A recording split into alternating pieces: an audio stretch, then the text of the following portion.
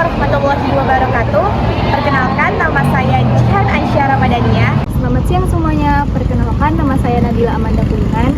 Selamat pagi dan salam sejahtera untuk kita semua. Perkenalkan, nama saya Julianti Sembiling. Assalamualaikum warahmatullahi wabarakatuh. Perkenalkan, nama saya Erbina Blu Sembiring.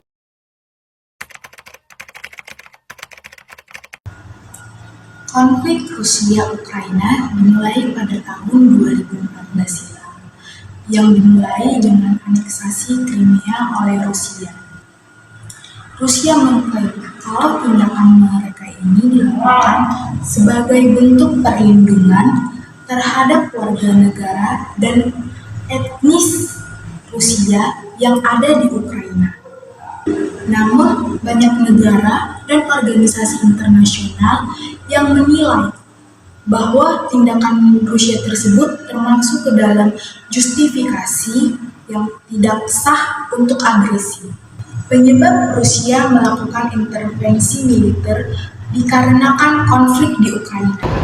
Baik, di sini saya akan menjelaskan mengenai tindakan Rusia sebagai bentuk agresi. Nah, jadi teman-teman, agresi itu kan merupakan suatu penyerangan. Nah, dikatakan penyerangan itu sebagai suatu tindakan. Nah, jadi tindakan Rusia ini dari tahun 2014 hingga tahun 2022 sudah memenuhi unsurnya itu adalah act of aggression, sebagaimana didefinisikan dalam Resolusi Majelis Umum PBB nomor 3314 tahun 1974. Nah, yang dimana dikatakan tindakan agresi ini menurut Resolusi Umum PBB di nomor 3314 tahun 1974 ini, yang pertama itu adalah tindakan invasi atau serangan pasukan militer dari suatu negara ke wilayah yang lainnya. Nah, yang kedua itu pengeboman dari pasukan bersenjata dari suatu negara ke negara wilayah lainnya. Kemudian itu blokade atau blokade pelabuhan dan pesisir pantai terhadap negara lain. Kemudian itu yang keempat, suatu negara memperbolehkan negara kedua menggunakan wilayah teritorial negaranya. Kemudian negara kedua tersebut menggunakan wilayah tersebut untuk melakukan agresi kepada negara ketiga. Kemudian tindakan agresi yang kelima itu negara mengirim atau mengatasnamakan tentara bayaran atau dikatakan irregulars untuk melakukan kegiatan pasukan bersenjata. Jadi teman-teman, Rusia itu telah melancarkan serangan atau aksi militernya ke wilayah Ukraina. Jadi dari permasalahan tersebut terdapat konsekuensi dari serangan atau agresi tersebut. Dan itu sangatlah besar konsekuensinya, sehingga menyebabkan kehancuran yang begitu masif pada sejumlah infrastruktur yang penting di Ukraina, pembangunan infrastruktur yang penting di Ukraina, seperti fasilitas publik yang bukan merupakan objek militer tersebut sebenarnya. Jadi invasi itu diikuti oleh serangan udara yang ditargetkan ke gedung-gedung militer di negara Ukraina tersebut, seperti tank yang masuk melalui perbatasan Belarusia. Kemudian lebih dari 2.000 tentara tambahan dari Rusia melintasi perbatasan.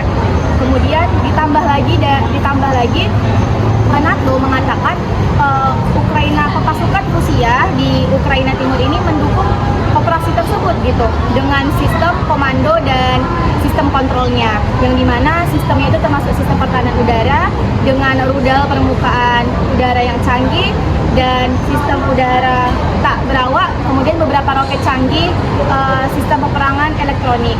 Nah, Rusia melakukan serangan lain terhadap infrastruktur energi Ukraina.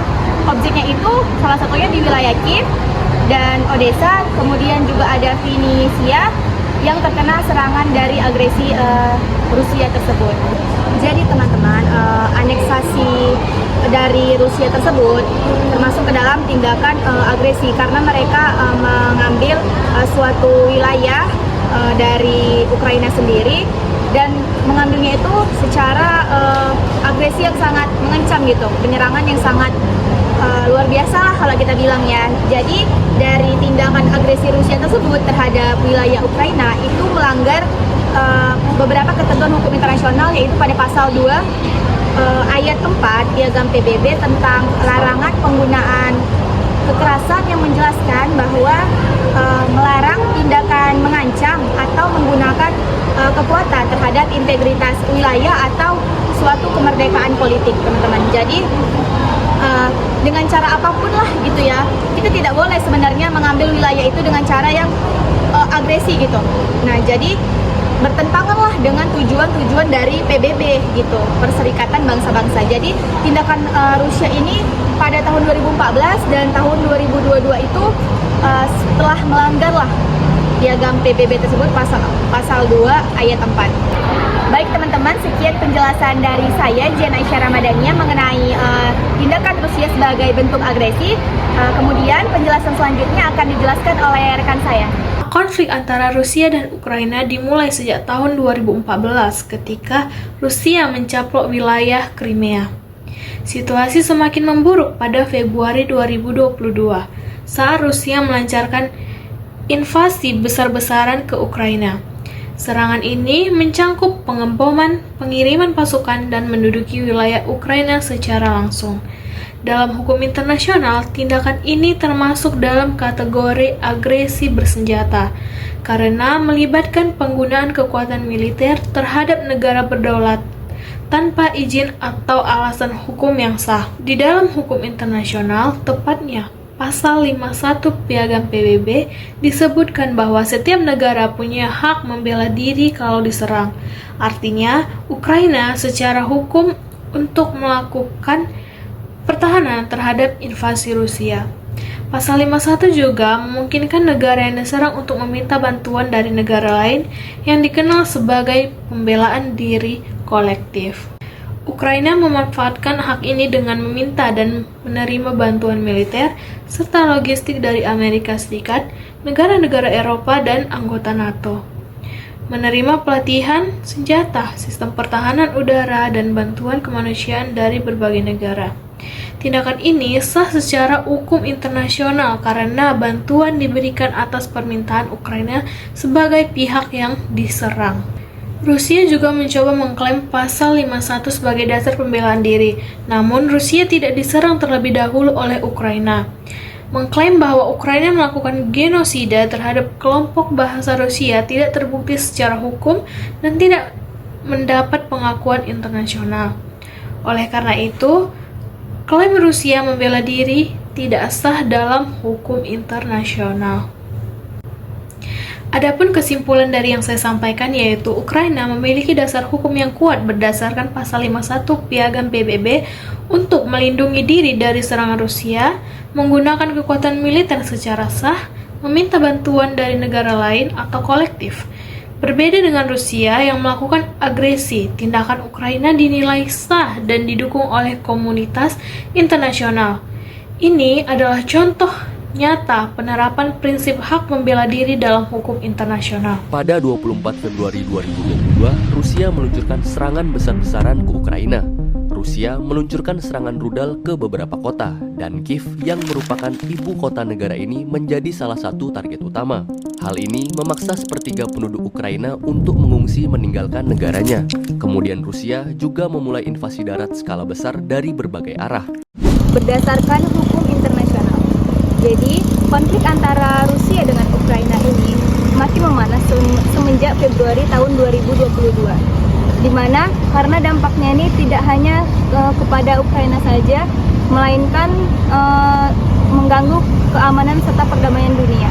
Sampai sekarang, usaha untuk menghentikan penyelesaian tentang perang ini masih belum berhasil sepenuhnya. Meskipun negara-negara barat seperti Amerika Serikat dengan Uni Eropa ini sudah memberikan sanksi ekonomi, namun agresi militer yang dilakukan Rusia ini tetap berjalan karena salah satu alasannya yaitu karena Rusia memiliki hak veto, di mana setiap tindakan yang akan dilakukan oleh PBB itu dapat dibatalkan oleh Rusia sendiri karena dia memiliki hak vetonya. Namun, hukum internasional sebenarnya menyediakan beberapa cara damai untuk menyelesaikan masalah ini. Yang pertama yaitu dengan melakukan negosiasi dan mediasi di internasional, di mana negara-negara atau PBB seperti organisasi OSCE bisa menjadi penengah antara peperangan yang terjadi di Rusia dan Ukraina, di mana tujuannya dari negara dan organisasi ini, yaitu untuk mencari jalan tengah agar kedua belah pihak bisa setuju agar perdamaian ini bisa dilakukan secara damai. Kemudian yang kedua yaitu Ukraina bisa menggugat Rusia ke ICC dan ICC, di mana sebenarnya Ukraina ini sudah menggugat ke pengadilan Mahkamah Internasional atau ICJ, dan respon dari pengadilan tersebut sudah memerintahkan Rusia untuk menghentikan serangannya. Kemudian Mahkamah Pidana Internasional atau ICC juga sudah melakukan penyelidikan atas dugaan kejahatan yang dilakukan oleh Rusia, seperti penyerangan terhadap warga sipil dan fasilitas umum yang ada di Ukraina. Baik, selain ketiga upaya tadi berdasarkan hukum internasional, terdapat juga upaya kemanusiaan dari PBB dan negara lain, di mana Dewan Hak Asasi Manusia PBB ini membentuk tim penyelidik independen untuk mencari bukti pelanggaran HAM yang telah dilakukan oleh Rusia kepada Ukraina. Kemudian Majelis Umum PBB juga mengeluarkan resolusi yang isinya tentang pengecaman terhadap tindakan perang yang dilakukan Rusia, di mana juga dalam resolusi ini PBB juga mendukung Ukraina dari berbagai segala upaya ataupun bantuan dari negara-negara lain tadi. PBB di sini memiliki beberapa peran, di mana fungsi mereka itu sangat banyak sebagai tempat negosiasi, penyebaran informasi kepada khalayak dunia tentang berita mengenai perang antara Rusia dengan Ukraina, di mana tujuannya itu yaitu untuk mengurangi korban akibat dari terjadinya perang ini. Kemudian untuk mencegah konflik ini meluas kepada dunia-dunia lain. Kesimpulannya, penyelesaian konflik ini tidak bisa hanya lewat perang, tetapi harus dilakukan diplomasi damai antara kedua belah pihak agar perang ini bisa diselesaikan. Baik, sekian penjelasan dari saya. Selanjutnya akan disampaikan oleh teman saya.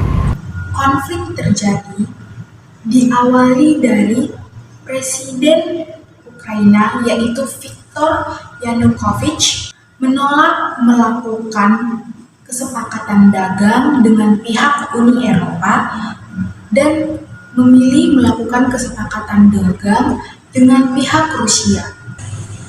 Berdasarkan hal tersebut, timbul pro dan kontra di masyarakat Ukraina. Let's have a ball.